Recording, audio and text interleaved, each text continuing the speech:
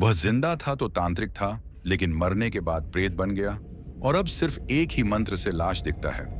दरअसल यह कहानी है एक श्रापित गांव की। उत्तराखंड की पहाड़ियों में बसा था एक रहस्यमयी गांव, नीलपुर। चारों तरफ जंगल और बीचों बीच एक पुराना कुआं, जिसके बारे में कहा जाता था कि वो जिंदा है। 50 साल पहले गांव में एक तांत्रिक आया था, भैरवनाथ। उसने गांव में अपनी शक्ति दिखाकर लोगों को डरा दिया।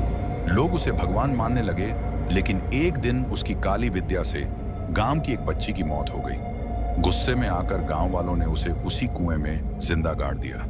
मरने से पहले उसने कहा, तुम सबको मैं नर्क बना दूंगा। हर 13वें साल मैं लौटूंगा एक नई आत्मा लेने। तब से हर 13वें साल गांव में एक बच्चा गायब हो जाता। लोग डर से गांव खाली कर देते, लेकिन शाप कभी नहीं टूटा। 2025 में 13 साल पूरे हो चुके थे। एक रिसर्च टीम गांव में आई जिसे इस श्राप की सच्चाई जाननी थी।